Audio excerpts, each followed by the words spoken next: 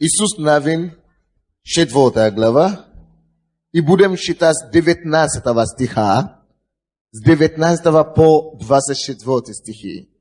19 по 24 стихи. «И вышел народ из Иордана в 10-й день 1-го месяца, и поставил стан в Галгале, на восточной стороне Иерихона. И 12 камней, которые взяли они из Иордана, Иисус поставил в Галгале. И сказал сынам Израилевым: когда спросят в последующее время сыны ваши отцов своих, что значат эти камни, скажите сынам вашим: Израиль перешел через Иордан сей по суше, ибо Господь, Бог ваш, иссушил воды Иордана для вас, доколе вы не перешли его. Так же, как Господь, Бог ваш, сделал с Черным морем, которое иссушил пред нами, доколе мы не перешли его, дабы все народы земли познали, что рука Господня сильна, и дабы вы боялись Господа, Бога вашего, во все дни». Послушайте еще раз. Я говорил 2 или 3 месяца тому назад, уже не 2-3 месяца, это уже в январе было. Представляете, это уже много. Так быстро время идет. Бог мне это говорил, чтобы мы это делали. Памятник Ему. Еще не только это. Вторая часть. Чтобы когда Бог даст нам здание, и это подтверждение, что Бог нам даст здание, чтобы мы написали на стену здание один стих из Библии, который я потом скажу. Бог нам даст тоже здание, значит. Но он говорит, когда это все решится, установите праздник. То, когда-нибудь был на нашу годовщину, которая у нас по феврале бывает. Так, вы знаете, какой это за праздник, да? У нас теперь будет 2 праздника в году.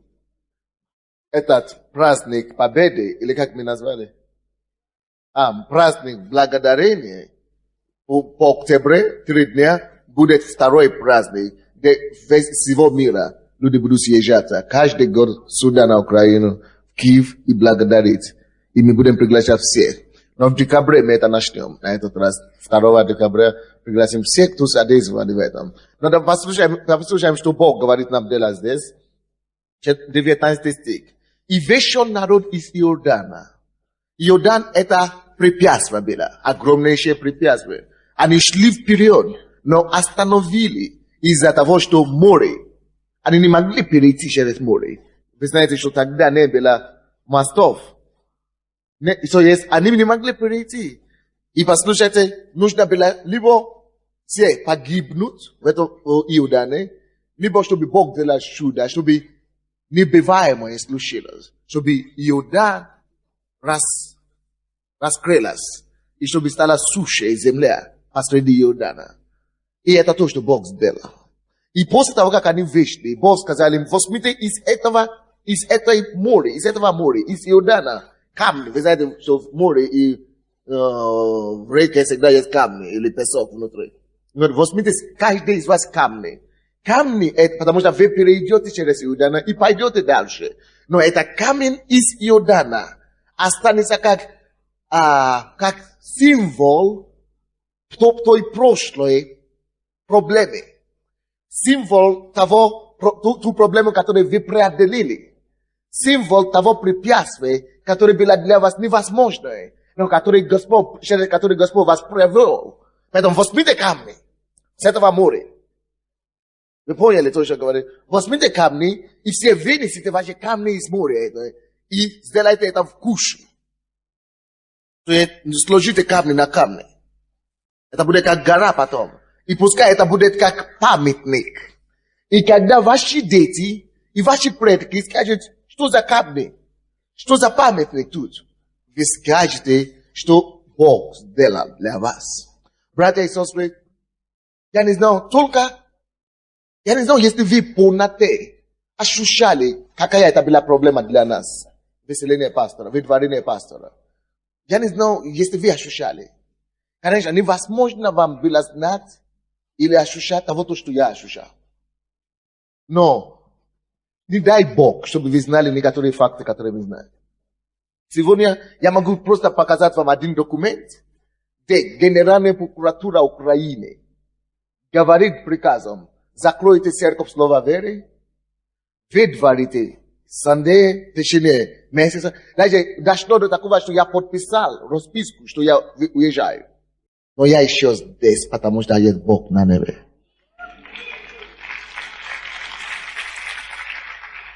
Они сказали, мы выгоним Sunday. Когда не удалось закрыть церковь, сказали, мы выгоним его, и нам надо только 3 дня, чтобы разогнать людей. И они, наверное, были правы.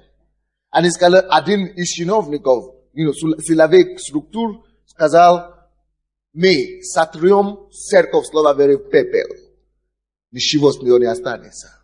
Это такие были угрозы. И эти люди не были маленькие люди.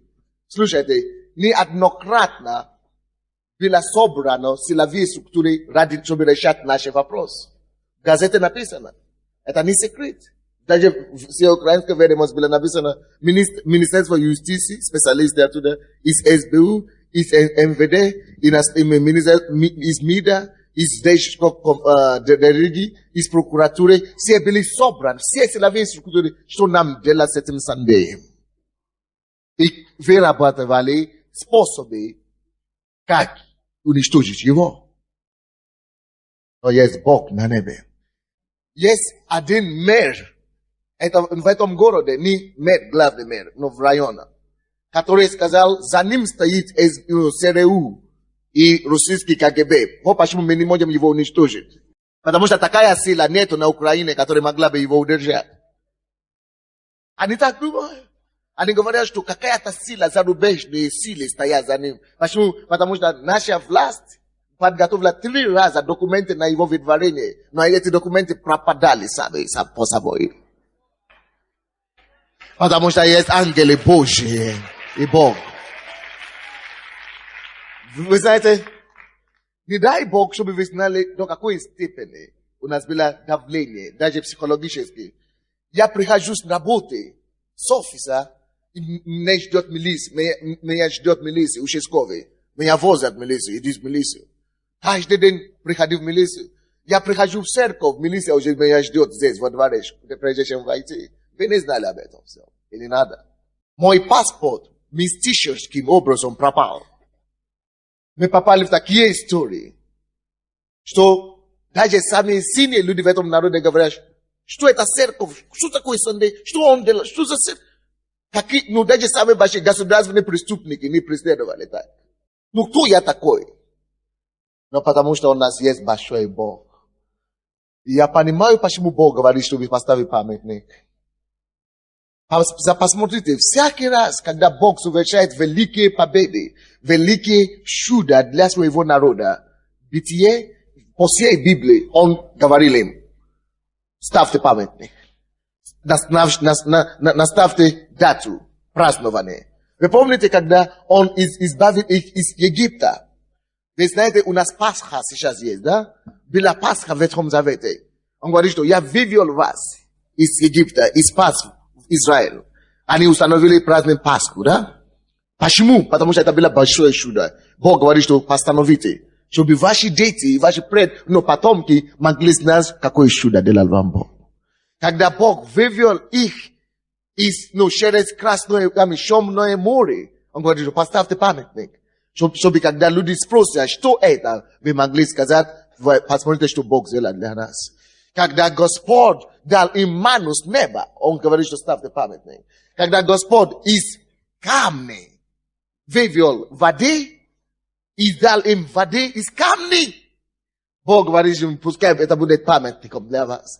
Когда Господь вывел их через Иордан, то, что мы считаем сейчас, Он говорит, что это великое чудо Божие, и это знамение в том, что эта церковь будет жить до пришествия Иисуса Христа. Это знамение. Потому что Он говорит всегда, потому что Бог всегда говорит, ставь эти памятники на веки веков.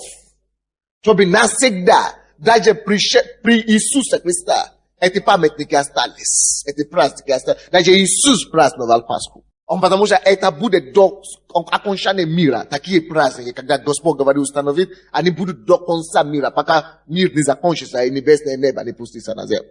И если Бог говорит нам это делать, это подтверждает то, что Бог мне сказал, когда Он мне сказал начать эту церковь. Он говорит, что эта церковь будет принимать участие в том, чтобы собирать последние урожаи для Христа, для Его пришествия, перед Его пришествием. И то, что Он сказал мне поставить это памятник, это чтобы уверить нам, что до Его пришествия, чтобы мы праздновали Его победы для нас. И мы благодарны Ему за такую честь и за такое доверие. Поэтому Он говорит здесь, 19 стих. И весь народ из Иордана, 10-й день первого месяца. Видите, написано конкретно какой день, какой месяц. Это только именно в эти дни, когда Бог совершил это чудо, нужно праздновать. Вот первое чудо у нас было понедельник, 12 число. Второе чудо было 14 число. Это было, Богу нужно было 3 дня. И Он хочет, чтобы мы это 3 дня посвятили Ему. Аминь. И каждый год, 12 по 14 число октября, мы будем делать, как Израиль делал. Потому что мы Божий народ. Теперь и поставил стан в Галгале, на восточной стороне Иериона. Что такое Галгал? Галгал обозначает конец. Это Галгал наш. Это знамение, этот праздник, чтобы знаменить, чтобы отмечать конец нашего мужчины, конец нашего беспокойства, конец выдворения, конец угрозы, конец нездоровой прессинга, конец всякие посрамления ада. Галгал. Конец. И мы всегда будем вспоминать это конец судей. На Украине говорят, что это первый случай, чтобы церковь судила с государством, тем более и выиграла. Слава тебе, Господь.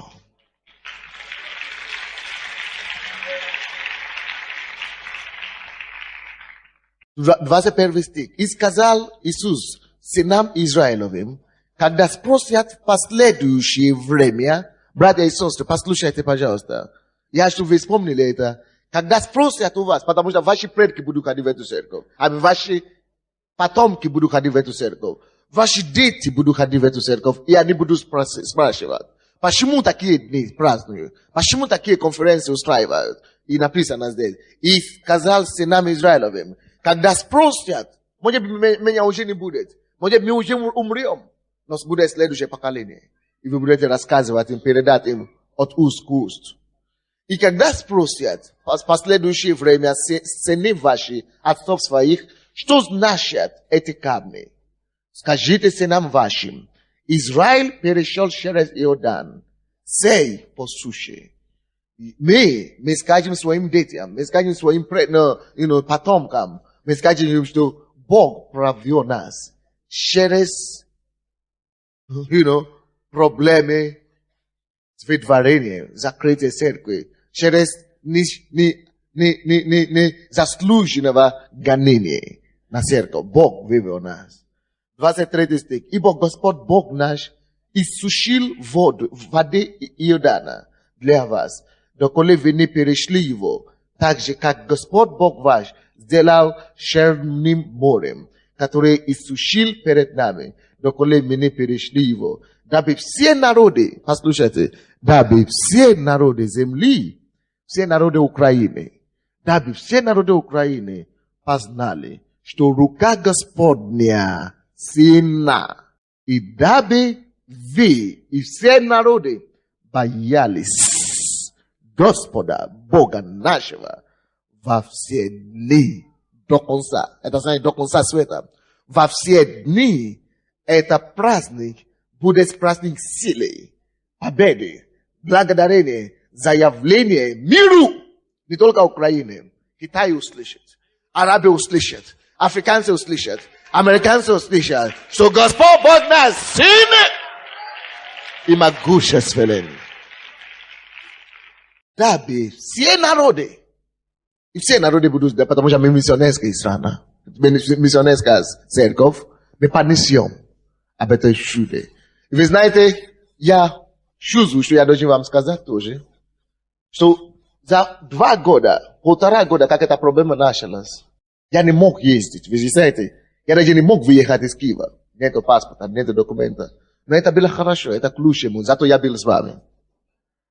Но вы не знаете, сколько у меня приглашений. У меня доходит до 1000 городов. И городов и стран, разные страны. И города, куда меня приглашают сейчас. И я хочу предупредить вас, что, допустим, в этом месяце, Алексей Лидяев уже мне сказал, следующий месяц, что, слушай, он даже, у него праздник будет в ноябре в церкви. Он говорит, ты не можешь никуда денег, ты должен приехать. Он даже говорит, ты не должен только приехать в ноябре на праздник, но ты должен приехать хотя бы ко мне 3 раза до ноября. Это только Алексей. А вы даже не можете себе представить, сколько городов Украины у меня заявление лежат в церкви. Они ждут того, что мы имеем. Китай ждет того, что мы имеем. У меня приглашение в Китай, приглашение в арабский мир, в Америку, в Африку, в Европу. Я не буду ездить просто так, я не оставлю вас. Но хотя бы раз в месяц меня не будет здесь. Так что вам, лидеры и пасторы, вам придется очень хорошо трудиться. Потому что, слава Богу, что я был здесь все это время. Но я хочу просто предупредить, что это нормально. Будьте достаточно взрослыми, церковь, слова веры, чтобы пускать вашего пастора тоже, чтобы быть благословением для других народов тоже. Аминь. Это часть нашего призвания. Это часть моего призвания. Я буду здесь. Это будет база для того, что Бог мне сказал. Но отсюда я и украинцы понесем Евангелие всему миру, как американцы сейчас носят, так украинцы будут носить Евангелие. Так и будет.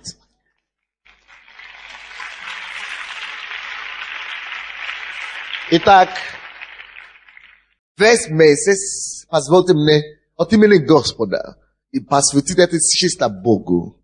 Весь месяц декабря у нас будет только месяц благодарения.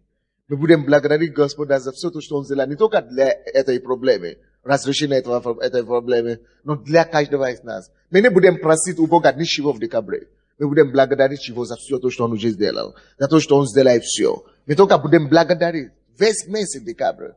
Если у тебя есть муж, у кого проблема, он пьет или что, благодари Бога, просто что Он его освободит. Мы не будем у Бога просить ничего в декабре. Так что если ты хочешь что-то просить, проси до декабря.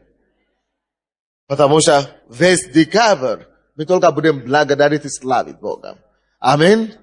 А со 2 по 4 будет у нас праздник благодарения. Люди приедут к нам отовсюду, чтобы отметить с нами то, что сделал для нас Господь.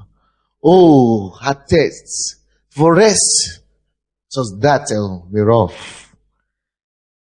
я, как Твой слуга, я не заслужил все то, что Ты явил. Я не заслужил столько милости. Но слава Богу, что это не в силой, не воинством, но Духом Твоим. Я не мог бы заслужить. Это только Твое, чтобы никто не хвалился. Чтобы вся слава была только Тебе.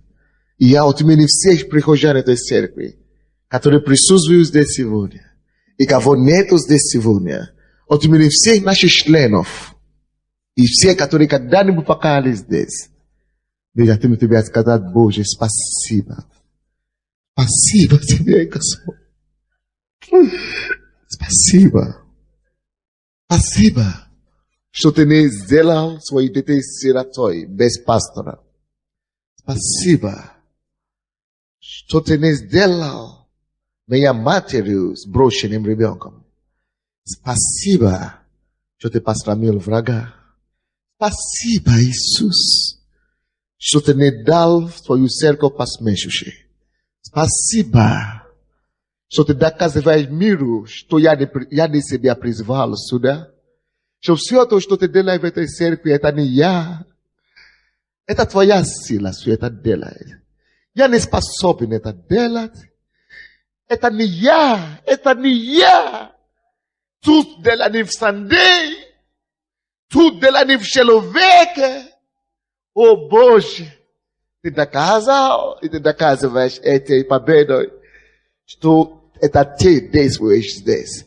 И что никто не смеет тебя остановить. Никто не смеет прикоснуться к тебе. Потому что это ты. Ты доказал, что те, которые боролись против нас, боролись против тебя. Ты доказал, что ты сильнее любого человека, любого чиновника, любого царства. О, Иисус, прими мое благодарение. Прими наше благодарение.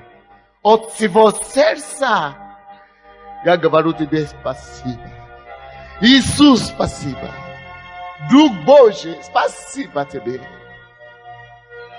О, Боже мой, у меня не хватает слов, Господь. О, Боже мой, единственное, что мы можем делать, это сохранить свое слово. Мы посвящаем эту дату тебе, 12, 13 октября. Каждый год будем праздновать. Будем благодарить тебе за ту славу, которую ты явил над нами. Когда мы больше не надеялись, ты дай нам надежду.